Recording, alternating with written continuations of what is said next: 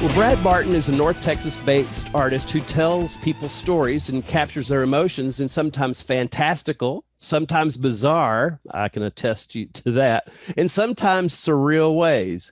Using his imagination, camera, and digital tools, he has created work for clients big and small. His work has been published nationally and has been featured in full-length motion pictures and has won numerous awards, so quite accomplished. His book from Amherst Media titled Retro Glamour and Pinup Photography was published in January of 2017. His second book, Beautiful Monsters, was published in May of 2018. And his third, Seven Seas, was published in December of 2019. And now he's taking on some new and exciting projects. I don't know what could be more exciting than that, but I'm sure he will find it. Brad holds the Master of Photography and Photographic Craftsman degrees from PPA and continues to teach and write about art and photography. And so we are really excited to have him present Image Competition, What Are You Afraid Of for us? So Brad, it's all yours. Thank you very much. I'd be, worried about an intro like that, but I think I wrote most of that. So what are you afraid of? When I first got started in competition, there were a lot of people that were always concerned about competition. They're, oh, I don't know that I can do that. I don't know that I'm brave enough to do that sort of thing. And that's one of the things that this program's about, is to try and disable some of the excuses that get in people's way of it, and why competition is something that you really want to pursue, why it's good for you. Anyway, have you ever thought about what good photography is? Have you ever, back for those of us that are old enough, stood behind somebody at the 1 hour photo and listened and looked at the photos they were looking at? Oh my God, this is such a great picture of you. And you're looking over their shoulder and it's blurry and flash on camera kind of thing. Or read your friend's comments on their profile picture on Facebook. This was a friend of mine several years ago that popped up on my feed. And the one I highlighted kills me still today when I read that. And what it comes down to is, the reason this photo is good, the reason this person liked that photo so much, it's not because it's a great photo, it's because it's of her. And that's what we're trying to do. We're trying to bring out people, and the best people we can. But the people who love them are going to love those images regardless, because it's them and it's their job. I actually once had a client bought a photo that was out of focus. She bought an 8x10 of a photo that was out of focus because it was the perfect expression. I told her she was never allowed to tell anybody that I shot it. And it comes down to this quote from Ansel Adams: is you don't make a photograph with just a camera. You bring to the act of photography all the pictures you've ever seen, all the books you've ever read, music you've heard, and the people you've loved. And you bring that all to the table and bring that out in people. So what are you afraid of? The title of this presentation came about years and years ago before I started competition. I went to dinner with several people out here in the tech after it was either a Southwest conference or a Texas PPA conference. Went to dinner with a bunch of people, including Mark McCall. The Red Hay sisters were there. I don't remember who else was there. And we were talking about competition, and the Red Hay sisters were just starting out competition that year. Mark had been doing it for a while, of course.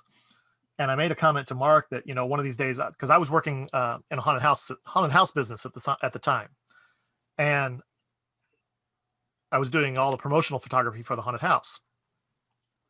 I was in that business for 13 years as well as a co-producer, or ended up as a co-producer by the end.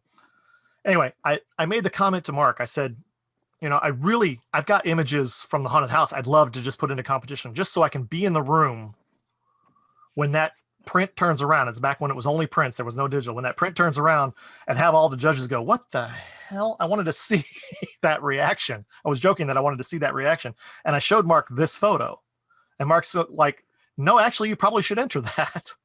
Funny though, I don't think I ever did enter this one, but Mark is like, you should enter that because, and then we started talking about the 12 elements, and we'll talk in detail about the 12 elements a little bit later in this program. Started talking about the 12 elements, that this image and all those other haunt images I was showing him at the time, all those other haunted house images I was showing him at the time, they had impact, which is that number one element in the 12 elements, which we'll talk about more in detail later on. So I've heard a number of excuses over the years for why people don't compete. And the first one I always hear is, I'm not good enough. Competition isn't about whether or not you're good right now. Competition is about making yourself better. The competition isn't against other people, it's against yourself. You always want to be improving your things. And for the level of one-on-one information you get back about your work, competition is your best money spent in any kind of education you can get. So you spend, what is it, $100 maybe for a case, or $130 for a case at PPA to put in a case of 4 images, and you get direct feedback on how good those images are. And if you pay a little extra, you can also get back a critique from one of those judges telling you what you can do to improve, what's good, what's not so good about it, and improve your work. And if you listen to those things, and if you realize that every person involved in the competition process is there to help you get better. Nobody is there to beat you up. Nobody is there to tear you down. Every one of them is there to help you be better. You realize that the excuse of I'm not good enough no longer applies, because the whole process is about getting better, and everybody can get better. Second excuse I hear all the time is my clients would never buy that. I was one of those people. My clients would never buy that kind of work. Short version, it's not true. Long version is it may get their attention. And they may say, okay, that's not for me, but it gets their attention that you've done something way beyond what they want. They know then that you can handle your stuff. I've done one of my first artist prints that I ever merited with, and it's later on in this program, you'll get to see it, was a mermaid image. And one of the favorite things I say when somebody asks me, can you do, or starts with a sentence of can you do, I said, I can make a mermaid, I can make anything. So have you ever gone to a fashion show and seen the stuff that comes out of fashion shows? Absolutely ridiculous stuff, right? Looks like absolutely ridiculous stuff. And they rant and they rave about some of this stuff. And every year you see the new fashion show, the new fashion stuff, people are posting on Facebook about how ridiculous this is. This is what they think we should be wearing, kind of stuff. And that's not the point of a fashion show. A fashion show's point is that they are able to take difficult to work with materials and make something different, make something unique, and make something that gets your attention. And you can treat print competition, image competition the same way. It is about getting the people who are going to pay you money in the future, getting their attention in the first place, because getting their attention is half the battle when it comes to booking clients. Excuse number 3, I do photography, not Photoshop. People are quick to jump on people, well, like me, and like Richard Sturtevant and Ben Shirk and Dan Freevault, who put all these amazing composite pieces in, or Kim Smith or Michelle Parsley that do these amazing painted pieces in there. And they think, well, that's what you have to do to be able to succeed in print competition. And it's not true. There are a lot of straight up photography images that merit. This one that's here on the left is one that I merited just this year. It is simply light coming in a window and a model standing just on the edge of that light. It hits all of those 12 elements. It hits the impact, it hits lighting, it hits technical excellence, all those things. And that's why this image merited it. Almost loaned, but somebody called to question that the curtain was kind of funky at the bottom. If I'd straightened the curtain out before I shot it, I might have been able to loan this image even. So it's not about Photoshop, it's about your skills. I love this quote from Bill J. Like I said, I love quotes. You'll get a lot of quotes in this program. Photoshop makes it easier to do all the things we didn't need to do before Photoshop. But really, even that's not totally true. I mentored under a teacher named Lori Klein, and she mentored under Ansel Adams himself. She worked for Ansel Adams in his later years. And she told me once that absolutely, had Photoshop existed when Ansel Adams was around, he would have used the hell out of it, because the things he did in the darkroom are very similar to what we do in Photoshop. He dodged, he burned, he did selective exposures on things in the darkroom with the negative he had. Somebody can't just take an Ansel Adams negative and print an Ansel Adams print, because it was more about the process of putting that print on paper that made Ansel Adams who he was. Excuse for, I don't have the time, it's a waste of time. Education is never a waste of time. Making yourself a better artist, a better photographer. I don't like using the word photographer, actually. I generally try to use the word artist. Making yourself a better artist is always worth the time. Anything you can do to improve your skills in any way is worth the time. And that's what this process is for. It's all about improving your skills as you go along and always improving and always learning. The point I know everything is the point I quit. Excuse number 5, client work doesn't merit. For me, my merits over the years, I'm about half and half, about half personal work and about half client work. So client work does merit. I know people like Leslie Kitten out there in Lubbock who only merited, who earned her master's degree with client work only. There's several others out there that do that. Dominique Harmon, also in the Lubbock area, she always was laughing because she never had time for personal projects. She didn't want to make the time for personal projects, so she always was putting in client work, and she earned her master's the same way. All those things, all those people, they do just fine with client work, but your client work has to be top notch. It has to be on the top of the scale. We'll talk about the scoring scale a little bit later and how scores and not scores come into play, but it hits up on that scoring scale. Even images that fit into what PPA calls the above average category on that scoring scale, those are not merit images because those aren't the best images, but they're still above average. So that's good. So your client work has to be top notch and it has to have some impact. You ever seen one of these signs at a guitar store? It's because those songs, Stairway to Heaven, Sweet Child of Mine, Smoke on the Water, they're overplayed in guitar stores, especially. Everybody goes in a guitar store, picks up a guitar and starts playing one of these songs. Same thing with your client work. If your client work is the same stuff that everybody sees every day, it's going to score in the above average category every time, but it's probably not going to merit because it doesn't have that impact. Again, we'll talk about more of the 12 elements in a little bit, but it doesn't have that impact. Number 6, it's too expensive. It's never been cheaper to compete than it is right now, especially with the ability to do digital entries. You don't have to worry about all the printing. You don't have to mail your case. You don't have to do all those things anymore. It also takes a lot less time, and time is money.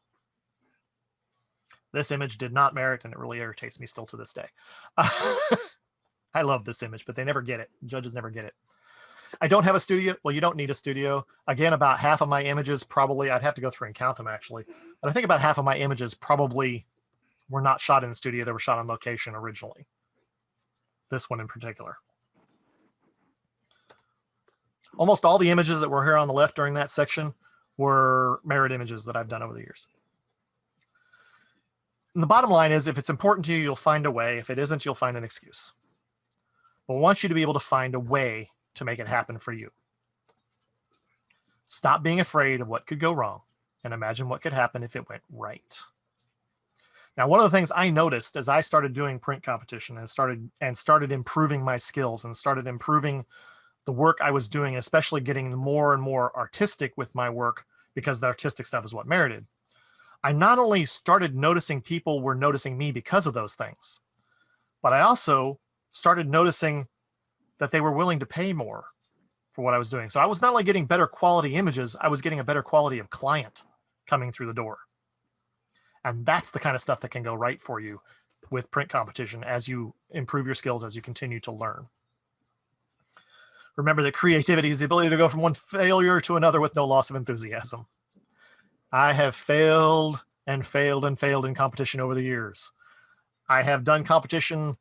I meant to go look it up before I started. I've done competition, I think, for about 7 or 8 years now. Last year, not 2020, but 2019 was the first year I ever had four merits in a case for PPA at the PPA level. But I keep going because that's my goals. I want to keep going and keep improving myself and improving how my images do. So what to expect at competition? This is back from when we actually had print turnstiles and the judges were all together. I love this particular image because this is often a view you'll see. If an image has some impact or has something about it, a lot of times what would happen would the judges would all get up and walk up to the image and put their nose practically on the image as they're looking at it closer. I took this picture once during a mock judging, I think it was, and I realized later that the image they were looking at is actually mine. I recognized the cloud right here. But I think the image was actually mine at the time that they came up and looked. But that's a good thing. When you're sitting and watching competition, you want to see the judges get up and look at your print, or you want to see the judges lean in closer to that monitor to get a better look at it. If they're doing that, then you're on the path to getting something really cool and a really good score. Scoring. I told you about scoring before. For those places and those organizations that are still using scores, this is what the scores mean. It's an exceptional image, 100 to 90, in the 195 range. That is a truly exceptional image. You don't see that very often kind of image. Superior, just slightly below that standard. Excellent, just below that standard, but deserving of a merit, 84 to 80. I know people who were completely disappointed in that 84 to 80 range. I'm always thrilled if it gets above an 80.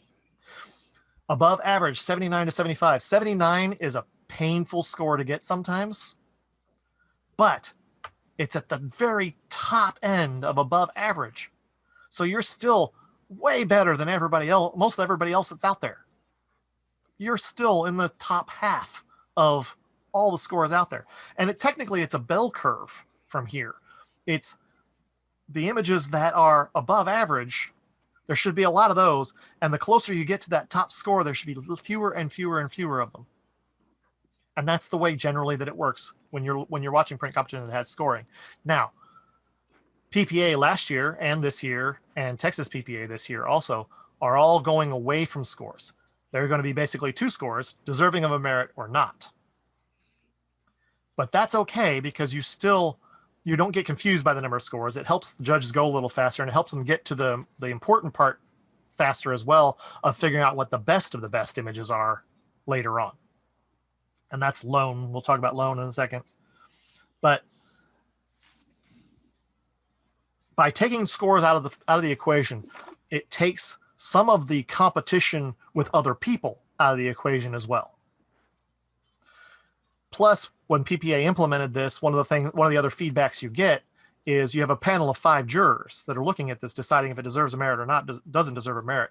You get feedback on how many of those jurors on that panel thought one way or the other. So if you get an image up that merits, but you look at the judges that merited it and only 3 of the 5 did, then you know that print probably could be a little better. If all 5 of them merited it, then you know that you did really well. You know that's a good solid merit image. Brad, can you take a question or two? Sure. I don't want to mention any names, but Bridget wants to know, at what point do you feel an image is competition worthy?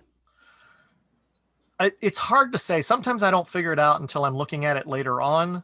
There's an image that's coming up here in a few minutes. One of my merit images over the years that I'll talk to you about the process of realizing that there was a merit in there. And a lot of time, sometimes I'll take an image and I'll look at the back of the camera and go, okay, well, that's a merit.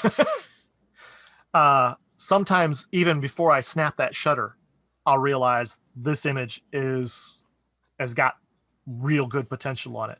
Most of the time though, it's when I'm sitting in front of it and culling through the images that I find one. This image in particular, I shot this originally on like an orange background.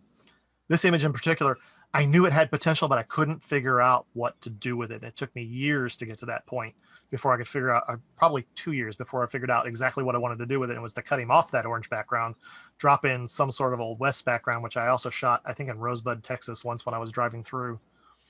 And then making it black and white was really what made it sing in the end. I had judges tell me that it would never merit because the hat cut right through his eyes, but there was enough story there and enough impact there, especially after I made it black and white and put him in that setting, that I knew I could merit an image. And I think it scored an 81 actually. So it scored slightly better than just deserving of a merit. But several categories worth of competition. The first one and the one that everybody talks about is photographic open. These are the ones that at the PPA level are the images that go for your master degree. And these are the images that don't fall easily into another category. These are your general client images. These are your landscape images. These are your wildlife images. They're basically everything except for wedding and the ones in which you do a whole lot of Photoshop work. So photographic open, it's called open because it's pretty much open to anything you want to enter into this category. Second category is the artist category. This is a separate degree at PPA. This is whereas in photographic open, let's see, in photographic open, you're judged on the final image, on the 12 elements and the 12 elements of the final image. And as the maker of that image, you have to have photographed all of the photographic elements in that image, unless you put in a guide image that says, okay, this was not mine. This is something I added in later. In this particular case, this image was valid for me to enter because I not only shot him, I shot the background as well. They were shot at 2 separate times, but because I did both the photographic elements, I was able to put it into the photographic open. The artist category, I don't have to have photographed any of this. All these different pieces could all be from somebody else entirely. I'm judged on the final image, I'm judged the final image on the 12 elements plus the amount of work it took to get from those guide images to the final image. Again, this image is here because it merited several years ago at this point. This was called the Dragon Slayer. We'll talk about titles a lot too here in a second. And in actuality, this particular image, yes, I photographed every one of those. one of my knights in shining armor from our haunted house, a little toy dragon, my cat for the eyes for the dragon. I had to photograph the dragon a couple of different ways to be able to get the pose just right. And then the rocks were the top rock actually is a prop, or is a habit from a lizard's habitat at PetSmart, and the other rock is the one I used to prop my door open when it was nice outside at the studio. So putting it together as artists. And then the new competition category, PPA, new last year, Steve, or is it year before? At any rate, somewhere in there is the wedding category. It's now it's its own category and its own degree at PPA level. And I know Texas has a wedding category. I don't know if other states have followed suit to have wedding categories as well. But these are specifically wedding photos that are intended to be done on the day of the wedding with the time constraints of a wedding. I don't shoot weddings anymore. This photo is several years old. It's never been put into competition, but I shot this at the Water Gardens from way down below. And I think my assistant is standing just off camera with an off-camera flash pointing at them. They actually got married across the street from the Water Gardens at one of the most beautiful Catholic churches I've ever been in my life. So I've talked a little bit about PPA degrees. This is one of the goals that you have for competition, one of the things you can earn with competition. Only about 4% of total membership of PPA has a degree of some kind. For any of the given degrees, you need 12 merits of any kind, and that's photographic open, artist, wedding, or service, or speaking. Those are the 5 categories of merits. You need 12 of any kind, and then 13 in the specialty. So for the photographic craftsman, you need 13 speaking merits. For master photography, you need 13 merit images in photographic open, 13 merit images in master artist to get the master artist degree, and 13 images in the wedding category to get the wedding degree. These are actually my medallions. The blue stripe is craftsman, the yellow stripe is master. And when I get my artist, I'm 2 merits shy of artist. When I get my artist, it'll be a red stripe, and then the wedding, I think, is a black stripe. Is that right, Steve? I think so. And then you'll get different medallions with them as well. There's also another medallion that goes with these that happens when you have 13 lone images. And if you're not familiar with what a lone is, we'll talk about lone in a few minutes, but 13 lone images, and that's called an Image Excellence Award, and it's a black medallion that goes along with this. And then every 13 loans you get after that, you get another bar that goes above there where my plus 25 merit bar is. So the 12 elements of a merit image. We've talked a lot about merit image without talking so much about what makes up a merit image. So the 12 elements, this is as defined by PPA and then interpreted by me in this particular case. Oh, it's not what you not what you look at, but what you look at that matters, it's what you see. And that calls us into our first of the 12 elements called impact. I use this image for this category because it has a lot of impact, but it also has something that other images don't have. It has what you can refer to as negative impact. Now, negative impact is still impact. And a lot of my early work, especially in competition, was from the haunted house. It was from that genre. So it was a little disturbing sometimes. This one was The Ripper Strikes Again, was the title of the image. And I remember distinctly watching this image judged at Texas at Summerfest one year. And I was doing scorekeeping duties. So I was writing down the scores in the official log as they came through. So I had a different view than the audience had. Now everybody else is sitting back behind the judges. The judges' backs are to them as they're looking at, and they're all looking the same direction at the images, but I'm sitting off to the side so I can see the judges to my right and the images to my left. And when this image came around, Elizabeth Holman was on the panel, and Elizabeth made a face. And it wasn't a pleasant one. And I realized then that there's something about negative impact that has an issue, and it falls into one of the other 12 elements here too. We'll talk about in just a moment when we get to that one of the 12 elements. But it falls into the other 12 elements. And that negative impact automatically sets a judge to not like an image.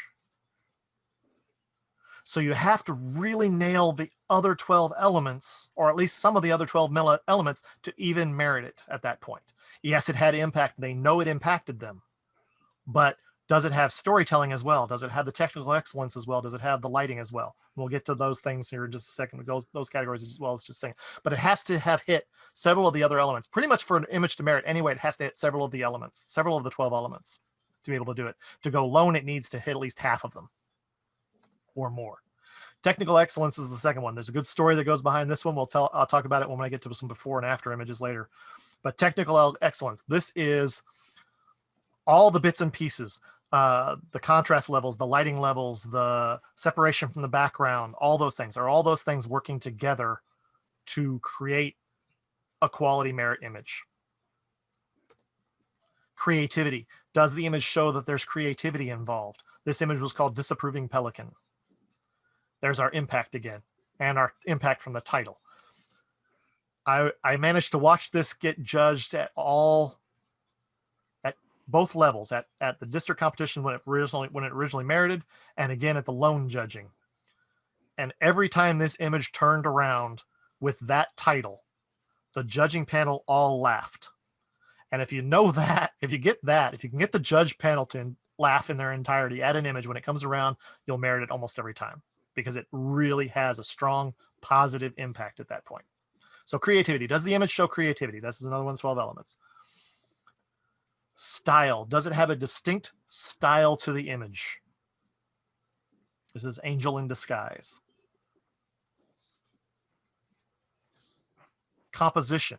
Does the composition work for the image? Does it have a good foundation in compositional rules? This one hits two different ones. It hits a rule of thirds, and it also hits a leading lines from the baseball that comes across the stitches on the baseball, where that baseball was placed there purposely in a way to lead the eyes into our subject.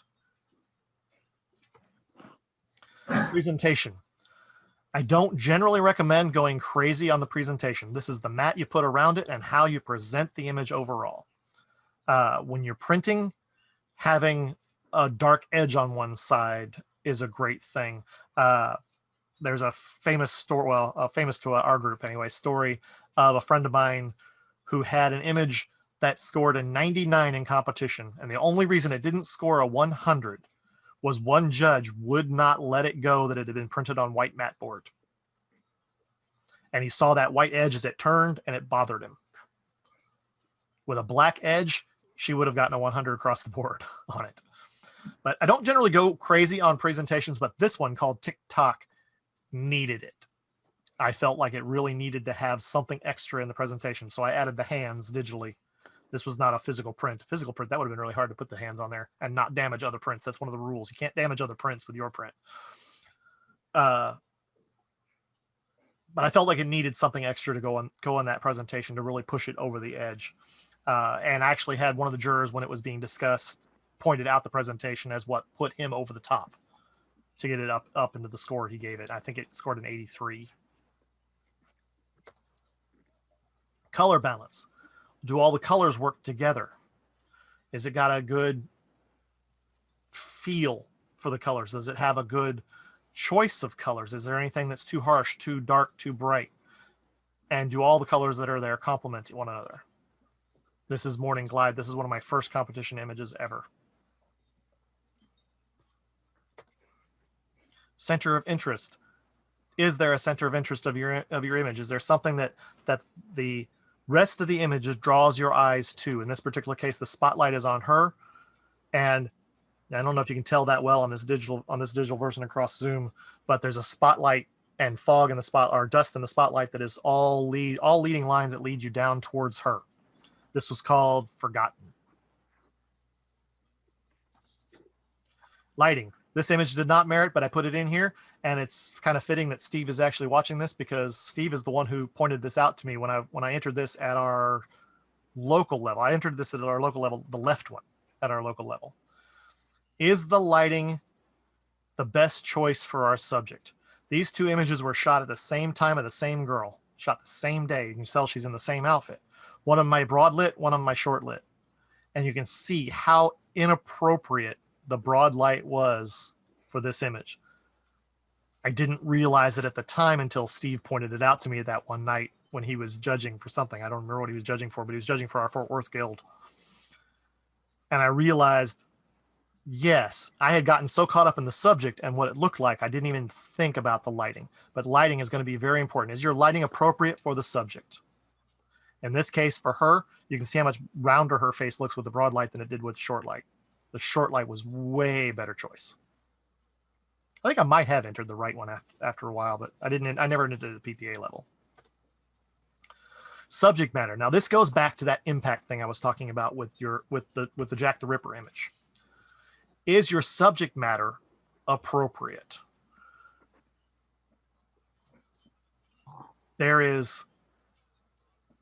You can do a perfectly lit, technically excellent image of roadkill that will never merit because the subject matter is going to be so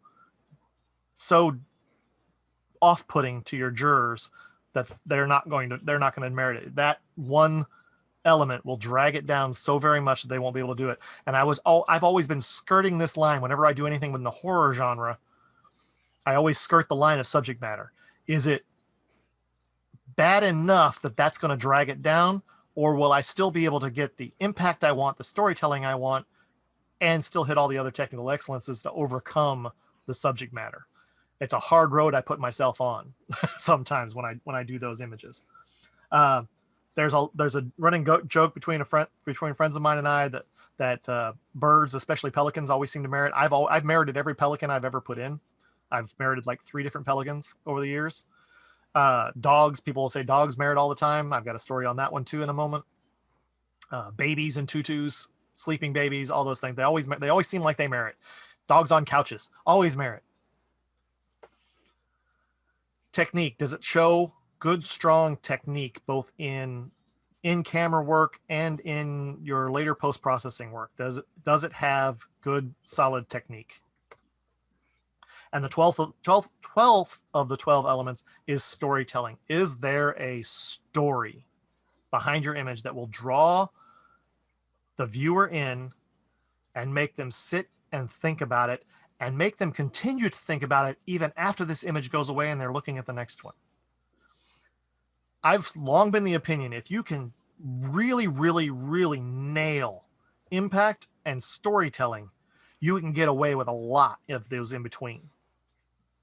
Not so much lighting, but you can get away with a lot in the other categories if you have a good, strong impact and a good, strong sense of storytelling. There's a story with this image too that I'll tell you about when it comes from. This was called Long Way From Home, and it was entered in the senior category. So Brad, of the 12 elements, nice that you have that slide up there. Which would you say is the most important? Impact first, storytelling second, and then technical excellence and lighting probably third and fourth, real close. They're all very important. Composition is going to be very important in there. Subject matter is probably the least important of all of them. But there's your 12 elements again for review. And really what you want is to be able to nail at least 4 of them to get a good merit, to get a good solid merit image. If you can get 6 of them or 8 of them, you're going to get into that lone category, which is when all the merit images are judged again to see which ones are the best of the best. That's at the PPA level, the lone category. When it comes to style, I love this quote from Alfred Hitchcock, that self-plagiarism is style. So once you've settled on a style, if you can keep nailing it, no, I'm not saying don't experiment. I'm not saying that at all. Matter of fact, my case this year will surprise some people. I'm not showing it to anybody except a few of my closest friends, but there's an image in there that looks nothing like what I do. And I always like to throw one of those in every now and then. Okay, but what about titles? The title of your image is part of both the impact and the storytelling. Long Way from Home, that the image of the girl on the bench. That title was part of its storytelling and part of its impact. The title is read before the judges see the image for the first time. So they have something in their head about what they're about to see, or at least something their imagination is taking off with before they ever see the image. This image was called Paint Me Like One of Your French Girls, which I titled it that because this was my first experiment ever in Painter and my last experiment ever in Painter because I absolutely hate that program. But Paint Me Like One of Your French Girls. So your title is part of your impact and your storytelling. A boring title will hurt you. Not technically hurt you, but it will lose some impact with some boring titles. And there are boring titles. Like I said, you have the No Stairway to Heaven, No Smoke on the Water, No Sweet Child of Mine. Pretty in Pink is a title that gets way overused. Sitting Pretty for a dog picture gets way overused. All those things. Now, every now and then you'll see somebody merit and even loan with something like that, but they're overused titles, and that will help lessen the impact and lessen the storytelling. I also get told that degree of difficulty should be one of the 12 elements. Well, it is. Degree of difficulty is technical excellence. If the image was difficult to make and you did it anyway and you did a good job anyway, that's going to be taken into account as part of technical excellence. Also part of the lighting and also part of the technique you use for the image. The image Morning Glide, the pelican that was sweeping over the water. One of the judges specifically mentioned how difficult that image would, and it was pulled off with technical excellence, lighting, and technique. So he put them in those 3 categories, put that degree of difficulty in those 3 categories during the discussion. Now, what happens at judging is, okay, we'll go back to that one in a second. What happens at judging is that an image will come up. Actually, title will be read. The image will come up. The judges will all score it. Now, any one of those judges can object to what the final result was. In the merit, no merit category, they can say, no, I think this should be a merit. If it merits, they say, no, I think that shouldn't have merited. And the same with scores. If they think the score should be significantly different than where it was in a different category of where it was, they can challenge it. And they can say, okay, this is why I think this is. And they stick to the 12 elements when they're describing those. They'll stick to the 12 elements when they're saying why they think this is a merit image or why they don't think this is a merit image. And all the judges will discuss it. And then the person who challenged the image will get another chance to rebut anything the other judges said, and then it gets scored again. Now, one judge can only challenge an image once per image. And that's important for one of the stories I'm about to tell you. Can only challenge it once per image. But let's talk a little bit. People always talk about how great my work is. I like to show a few images that I've had over the years that just didn't quite make it for one reason or another. Sometimes the judges didn't understand the image. Sometimes I missed something entirely. This one, Your Wish Is My Command, did not merit. And a lot of it was lighting issues. The lighting is kind of coming off from all over the place. I missed it. The lighting on the genie is coming from a different direction than it's going onto her. And the lighting on the background is a little bit from a little bit different direction than it is on her as well. Plus, if he's there should be some of his shadow on her. So I missed it. This one, my background perspective was off. I actually entered this in the artist category. Didn't happen because the perspective of the background was off by a little bit. too much. And a lot of this was because I think the background, though, the farthest mountains in the background were shot off an iPhone through while I was driving through New Mexico. This one I've entered twice and still haven't merited. I'm done entering this image. And a lot of it is they don't get the lighting in. The judges haven't understood the lighting direction, and they haven't understood the story, which kind of go hand in hand. If you know the story of Perseus and Medusa, you know that there's lighting on him coming from that shield because he's seeing a reflection of her, because he can't look at her directly or else she'll turn him to stone. I made the assumption that every juror on that panel would know that story front and back. But I had to explain it to people, what the story was. You can't assume knowledge on the judge's part. And that's the biggest problem this image has had over the years. I might someday be able to enter this image and actually have it hit a five judge panel that understands the story and understands why everything is the way it is, and they'll merit it. But I'm tired of trying, so I'm done with this image at this point. Seventh inning stretch is what I titled this one. Probably not the best title. This was shot when I was covering a baseball game, a college baseball game. Again, assuming that the jurors had knowledge of what was going on here. I actually had one juror state he didn't understand why the players would be in this position. And he was too caught up in why the players would be in this position and not getting the rest of what was happening, and not getting the story and not getting the impact of the image because of it. If you're not a baseball fan, what this was a runner at first and second and a line drive to the first baseman trying to get back to the base to tag out the runner that was leading off of first base when the ball was hit. This picture was front page news in Southern California. It was SEC conference baseball. And my dog. I tried to merit with my dog. Dogs don't always merit. My dog is proof of that. I tried to merit with my dog 4 or 5 times. Nah, probably more. Like, I think this was the 3rd attempt to try and merit with my dog. This was titled "Looking for Neverland," and they didn't understand everything about the image. And I didn't exactly get the lighting right. I didn't get the pose right. The perspective on the dog is different than the perspective on everything else. So there are several technical issues along with this one that all drug it down. However, I did finally manage to merit with my dog. This image. She loved to be under things. I was just experimenting in the studio, trying to see if she would put up with having a Santa hat put on her head. So all I had was this cloak. I put it over her head, and I forgot she loves to be under things. At night, she curls up at the foot of my bed under the comforter that we toss off the bed. It has become her bed. This morning, I tripped over her because I didn't realize she was still there and didn't leave the room with my wife when she left early this morning, because she was still underneath this comforter, curled up in a ball, because she does not like to be cold either. So I had this image, struggled with trying to figure out what to title it, was driving home from one of my guild meetings, and it just suddenly came to me. The title of this image was Prince of Barkness.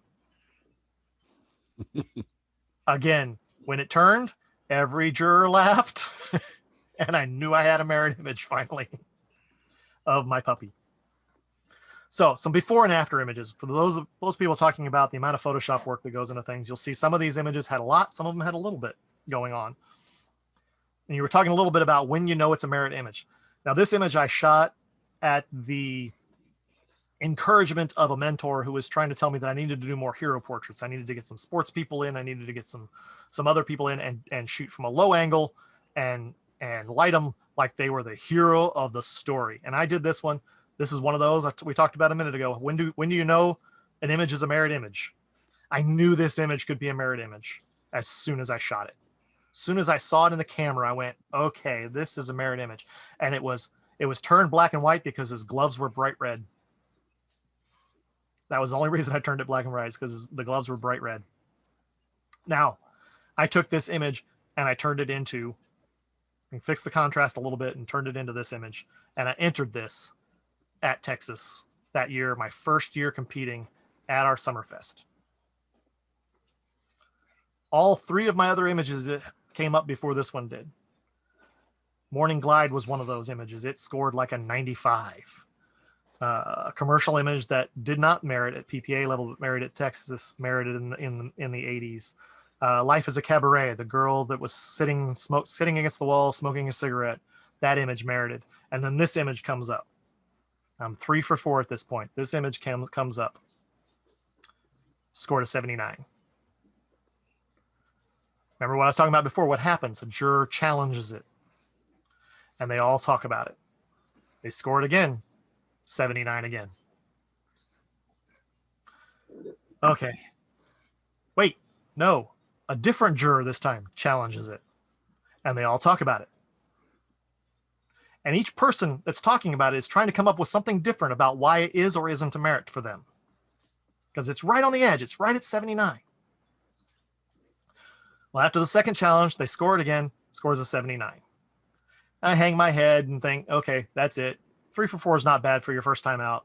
We're golden. I'm okay with that. And then a friend tells me, and this is back 8 years ago, so things were done a little differently. And then a friend tells me, he says, no. There's ins and outs to do. Now, what happened back then was for all the images that scored 78 or 79 and all the images that scored 80 or 81, they all got looked at again to see if they were in the right category.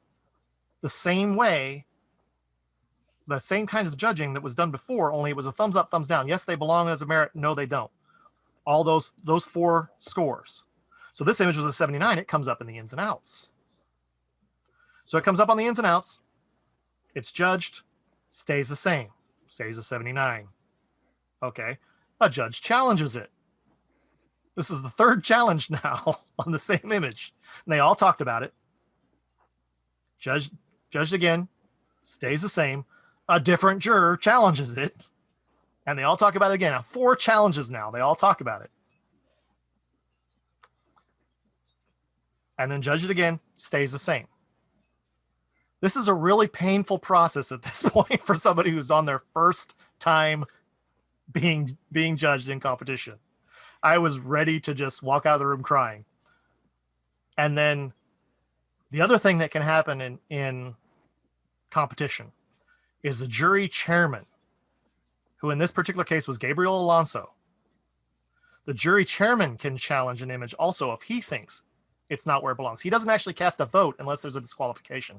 He doesn't actually, if a judge knows the maker, they're supposed to disqualify themselves.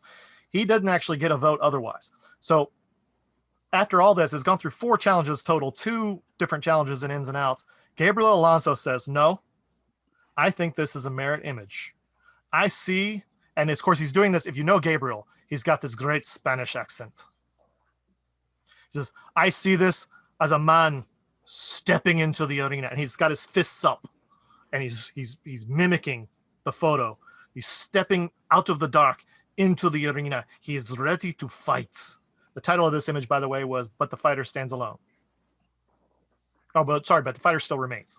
It's a line from a Simon and Garfunkel song.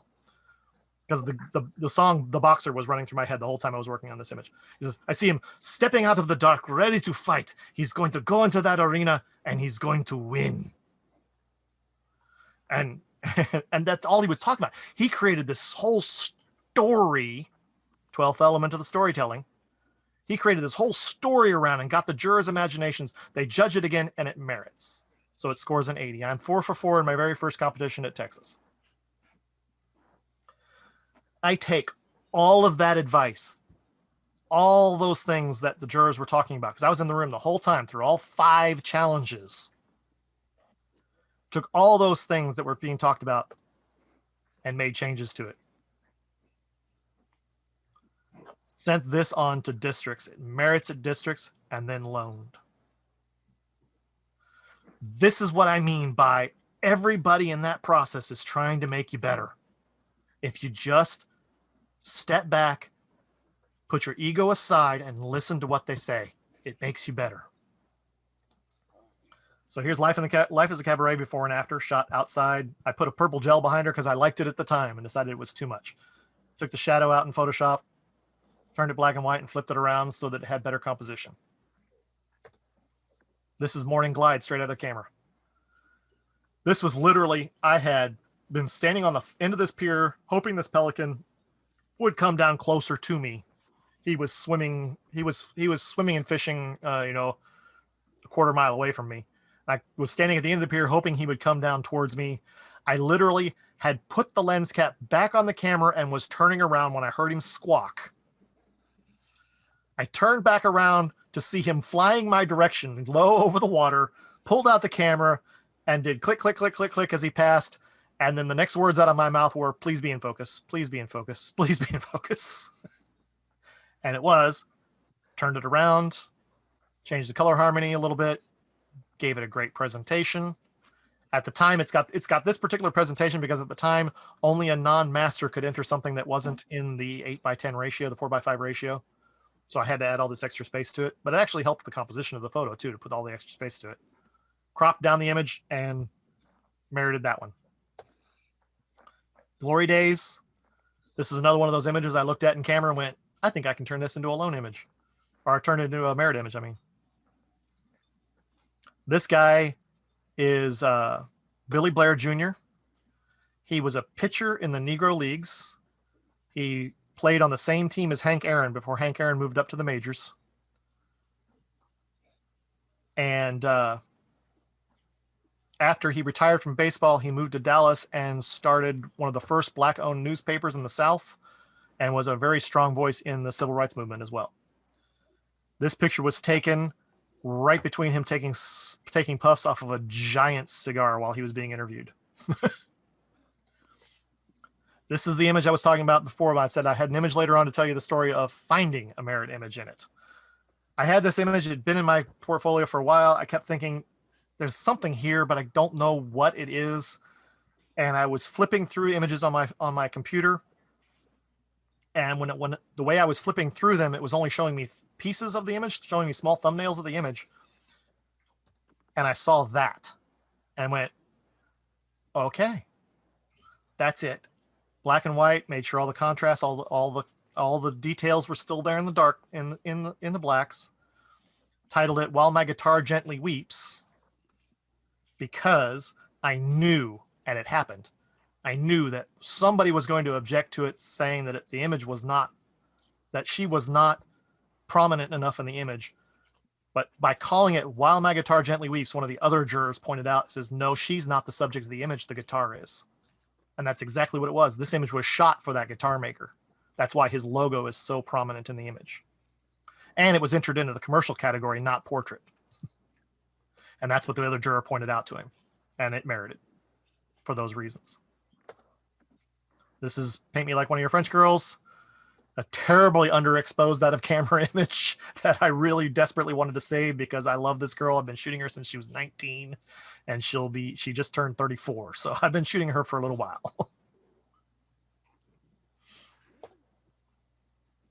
This is Emerging Lotus. This was shot in a friend's studio with a parabolic behind me and 2 rim lights on the edges.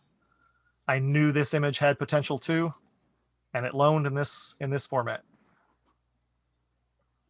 This was one of those funny ones, though. I was listening to the loan judging on this one when it was streaming, and it didn't loan. It didn't loan on the first judge pass through. But again, they can challenge even at the loan level too. They'll challenge. And one of the jurors challenged it. He says, I really don't know exactly what it is about this image, but I just love this image, and I think it's a loan image. And that was enough to push the other jurors over the edge and get it up into the loan category.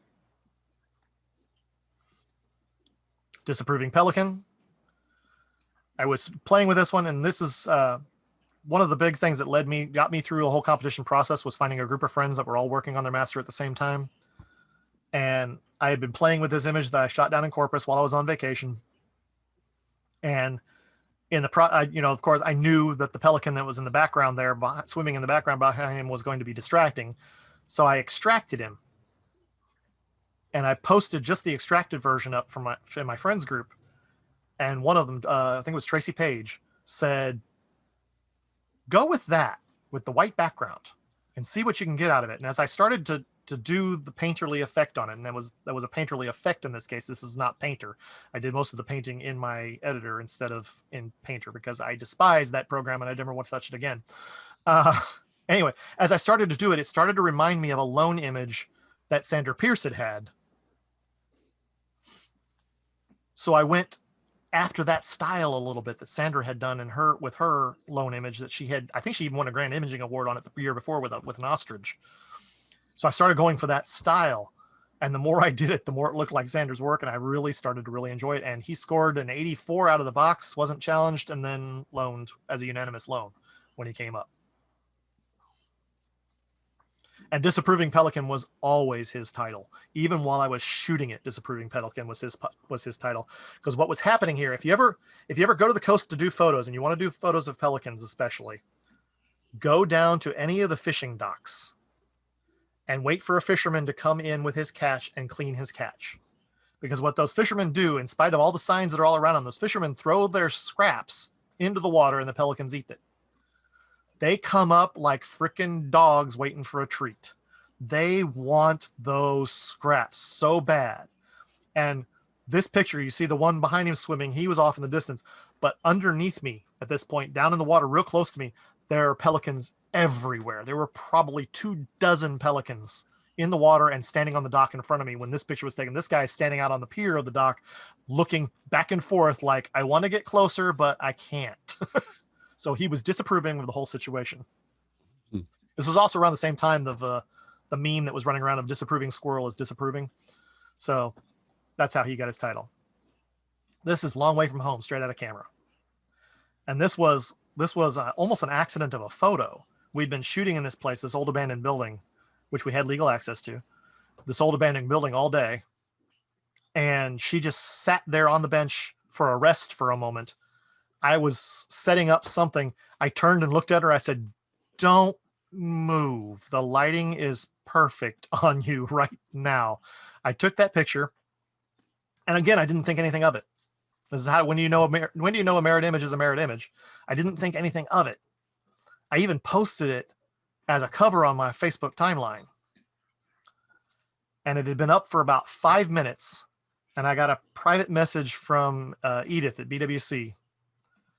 And she said, take that image down right now and enter it into competition. And that's what it ultimately turned into, with some advice from that friends group that I had. That friends group that included Tracy Gibson and Mark McCall. Tracy Gibson, I think, is the one who actually named this image. And it scored, I want to say 82, 83 in districts, and then loaned, and then went on for a top 10 GIA in the seniors category. But the funny part about it, loaning and going into the top 10 GIA category, is something that was only noticed once by the guy who critiqued it. I bought a critique for this case. The guy who critiqued it says, oh, and you have a problem over here. There's clone tracks right here on the window. Can you see them? There's 3 repeating things right there, and there's 3 repeating stripes up here on the window. I had taken out, if you remember the before image, I had taken out this board and all this other stuff that's over here at the window. The image is cropped a little bit, but the window's there too. I had taken out some debris that was on the window and ended up, oops, making some clone marks that I missed entirely, but it had already merited. So I wasn't going to take it out and put it back in for loan. I was still pursuing my master at the time, and a merit is a merit. And then it loans and ends up in top 10 GIA. All right. So the artist category we talked about a minute ago, this is where you're showing this is the show your work category. This is that mermaid I was talking about. Shot was my very first artist merit. And the only reason I entered this into artist in the first place, I entered it in open originally, and it didn't merit in open because they didn't get the story. They didn't see the skeletons at the bottom. I was talking to one of the jurors after the competition when the prints were hanging. They needed to hang some more images to make for the space they had, so they hung the 79s also.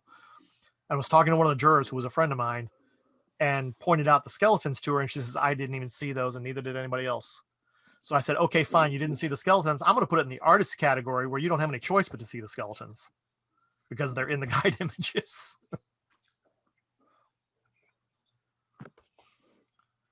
Double, Toil and Trouble is what this one was titled. Although even with the guide images, I had a couple of jurors tell me they couldn't find the lizard. It's in her hand, by the way. She's dropping it into the pot. And this is just her leaning over a light with a green gel on it. And Into the Darkness. This has been my highest scoring image in IPC competition ever. This was an 80, 85, because it came up for lone judging because it scored an 85. And I shot this one. One of the things you can't do is use an image that was shot under the instruction of someone else. Like if you go to a workshop and you do a photo at a workshop, you can't use an image like that. This image was me teaching the workshop. So I shot this while teaching a workshop and ended up turning it into a merit image in the artist category. So for competition help, there's several different places you can go for competition help. Just go to ppa.com. You don't even have to be a member for this. Go to ppa.com and do a search for the 12 elements. My personal favorite article at PPA is this one. It's called A Fresh Look at the 12 Elements. And she talks about all the different things and how they relate to each other and how they react to each other in a juror's mind while they're judging. Now, a juror makes a decision on a score pretty quickly, like within a few seconds of seeing the image. So there's not a lot of time for him to think about all the 12 elements and to really get your story. There are competition critique groups on Facebook. I personally don't like these groups because there's 1,000 people in it and everybody's got an opinion and they all contradict one another, and you'll get people arguing about what a judge likes and what a judge doesn't like. And they're all those people that are arguing about what a judge likes and what a judge doesn't like aren't judges themselves. So it's really hard to get good quality feedback from those groups, but sometimes there is some valuable stuff there. I would say make your own one of a small group of friends. Get a master or a master artist involved in that group as well, that's willing to give some advice as well.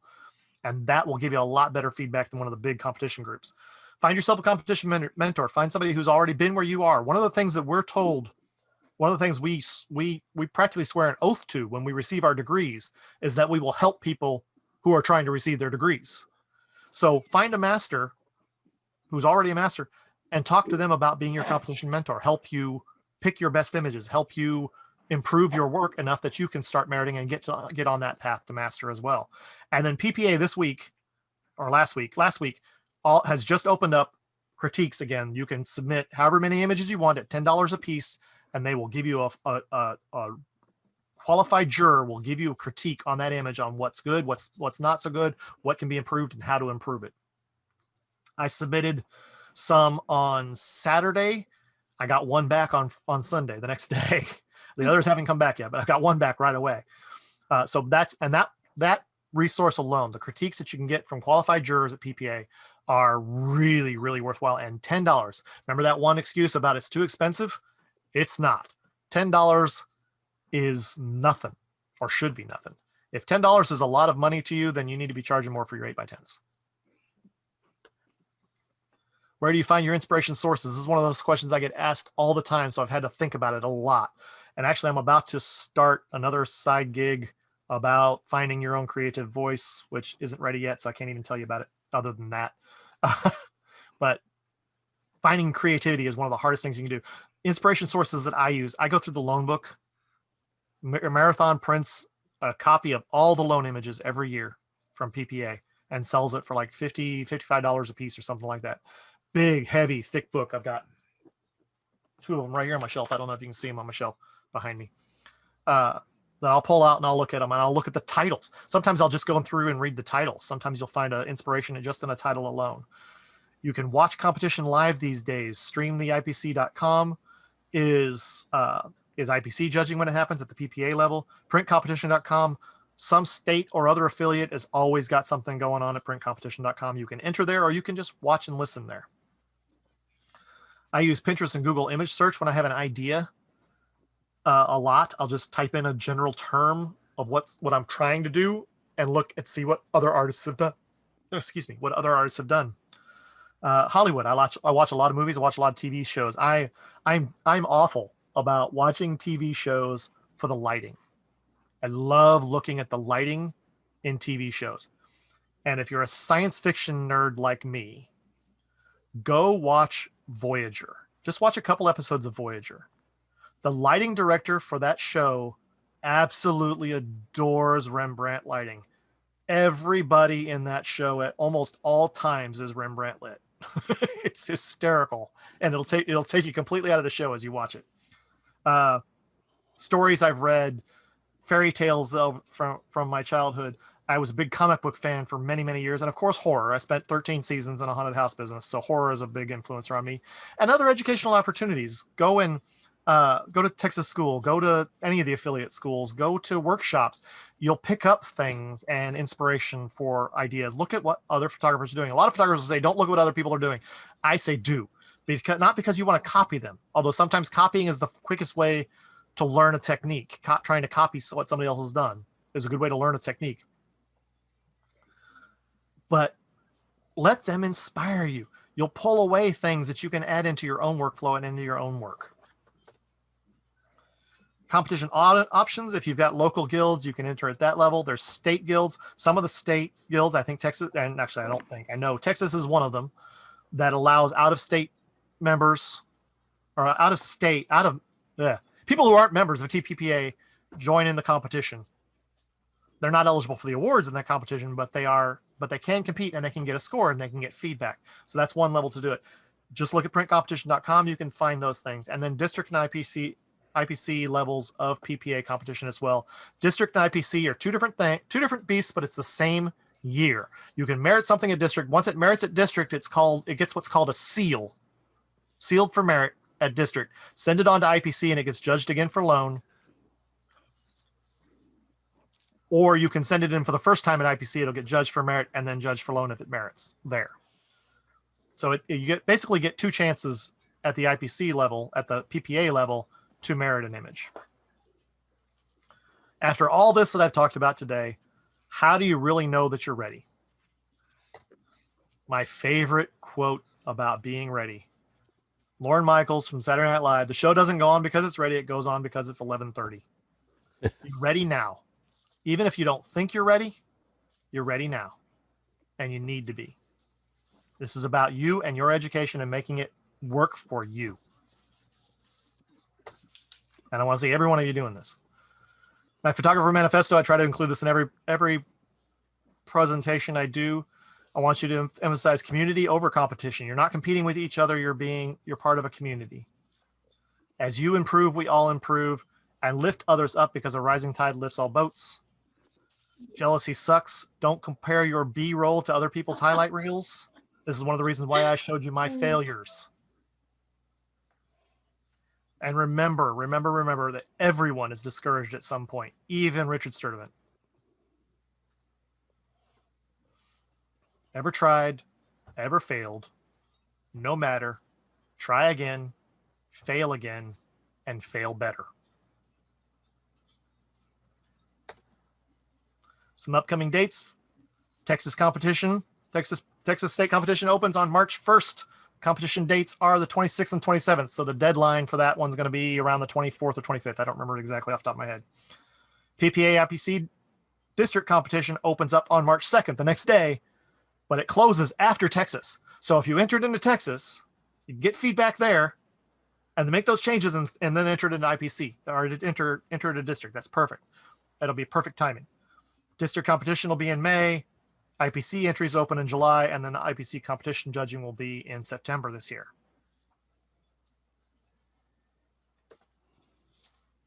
I have a couple sponsors I want to mention. Color Ink Pro Photo Lab. I use them for all my sports stuff. I use them for all my other prints as well. Lytra Lighting. They're little battery operated lights. It's actually what's lighting me right now, if you can see me at all. I've got two of them pointed up at the ceiling to bounce some light all over this room. Paint Shop Professional. I do not use Photoshop. This one always comes as a surprise to people. I am not a Photoshop person at all. I don't like Photoshop. I know how to find my way around it. I know how to teach you how to use it by using my program. My program is Paint Shop Pro. It's not Painter, but it is from Corel. I used to tell people it's got 90% of the features of Photoshop for 10% of the price, and it's still pretty accurate. You can get a full version of the program, not rented, for like $100, and they upgrade it every year. And I am one of their professionals. I'm not exactly Julianne Cost for Corel, but I'm close. Two of my books that I've got, these were self-published books that I've done. These are art books. Beautiful Monsters has a poem that goes with each book, and Seven Seas has a story that goes with each. I'm sorry, Beautiful Monsters has a poem that goes with each monster, and Seven Seas has a story that goes with each one of them. You can find those there. Contact me. I'm an open book. I'm free to answer questions anytime you have.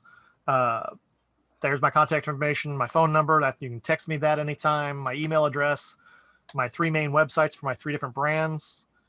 And if I'm on social media anywhere, I'm usually at Texas Headshots, TX Headshots. That's Instagram, that's Facebook, that's TikTok, for heaven's sake, although I don't use it. Tumblr, I think I'm at TX Headshots, all of those. If it's a social media platform, I'm probably on it as that. And it even includes Clubhouse, if anybody's on Clubhouse yet.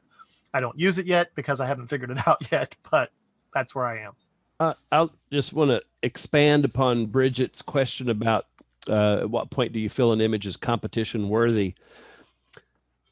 I think we can put a lot of pressure on ourselves because it's a competition. And if you would take that word out of the process and think of it as image evaluation,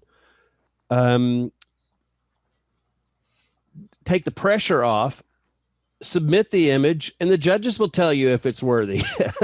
I mean, that's kind of it. It's not about entering to win, although I know we all want to win, but sometimes it's just about getting that feedback, and it's about getting that growth or that little bit of information, that Brad talked about that you can take back and change the image and improve it.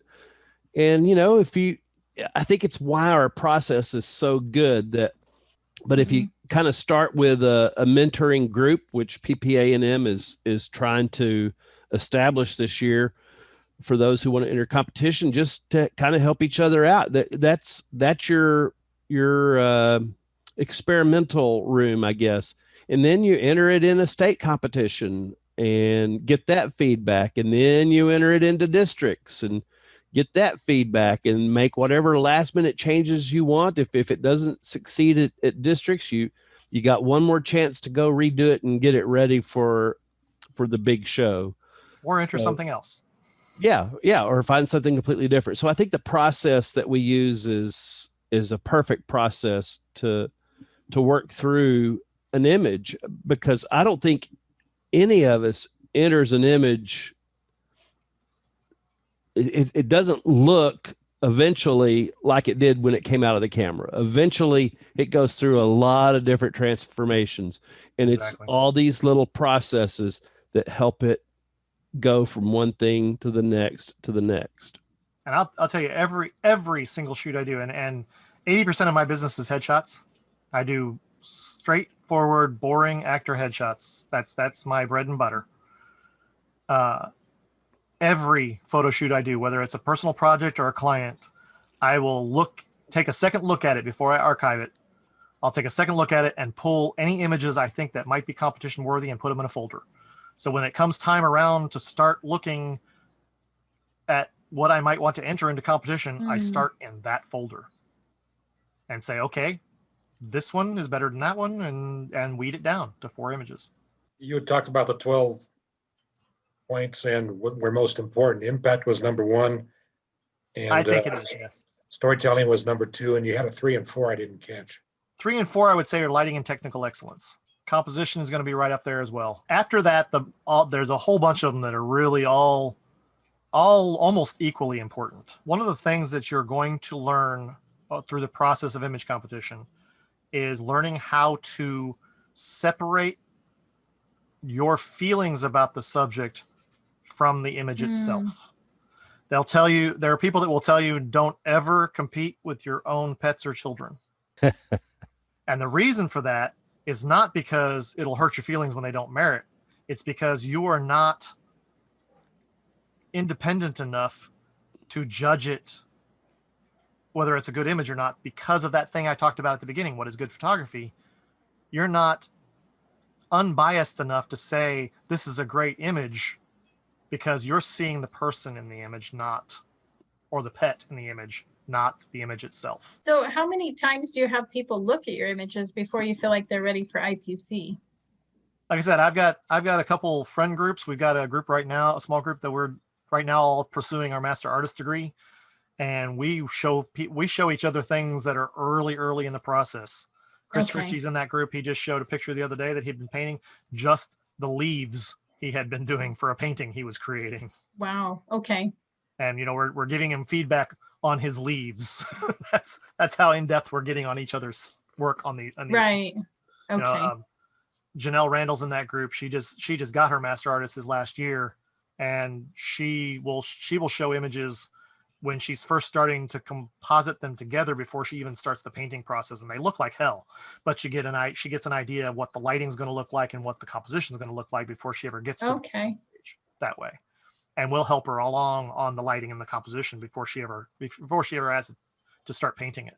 Yeah, I think, Brad, it wouldn't be uncommon to spend 8 to 10 months evolving an image. Oh yeah, that mermaid image that I showed you that I married with the first artist image I ever married with, I went back and figured it out, and there was something like 160 hours in that image. Wow. But a lot of that was learning process of me trying to figure out how to do things, and that was learning that I was then able to use for client images and for other things that I wanted to do later on that I did get paid for. So really, yeah, it was 160 hours, but it was 160 hours of education. I like the Vaynerchuk. What? Forget his first name. Anyway, he's a motivational speaker in business. Mm-hmm. He says you got to play the small clubs before you play the stadiums. That's a good point. I like that one. Yeah, that's actually super helpful to think about that, because I hadn't thought about that. The Beatles had kind of went into hiding for a little while, and well, for a long while before they really came out with anything that was really truly worthy. And I mean, it's the Beatles, so we just assumed that they must have been these amazing geniuses, but they spent so much time perfecting their work before they actually put it out. So that's comforting to know. Not that we should wait that long, but at least, you know, knowing that we have the ability if we just kind of put that time into it. Genius almost never happens spontaneously. Overnight. I used to gnash my teeth that I was in the same district with Richard Sturtevant and Maria Bernal and and all those big names that were just running away with everything back then, and chasing after them is what made me want to be better and want to be better and be better in the end. Some of my early competition work I wouldn't show anybody anymore. Brad, you had mentioned using a painterly effect. Is that in this other program you were talking about? Yeah, well, no, it's I think Disapproving Pelican was a standalone program I used to create a paintered effect. But these days I'm using a plugin from Topaz Labs called Impression, which on that affiliate links page, the link that came up on my website, there's a link to Topaz Labs. But know that everything that's on that page is an affiliate link, so I get a small kickback if you buy anything from them. Not hearing any other questions, I will thank Brad for his time and sharing his inspiration and his story and his successes and his failures, because I mean, none of us gets it all right. You know, there's a lot of ups and downs in it, but it's the journey that matters. Brad's come a long way in short order. So if you're not currently entering image competition, I encourage you to do so. I'm not going to mention any names, Bridget, but love to get you entering. And, we're looking forward to her becoming a rock star. And, the rest of you just stay inspired and stay at it. Thank you, Brad, so much. That's what's awesome. Well, This you're an was educational very friend, I must helpful. be a genius. Thank you. Yep. Thank you, Brad. It really was lovely. Very inspiring. Good. Inspiring is what I want to do more than anything. I want to be able to inspire people to be better, to be their own person. I don't want you to be like me. I want you to be better. Better than me and better than yourself right now. Brad, once again, thanks so much. And we appreciate y'all being here.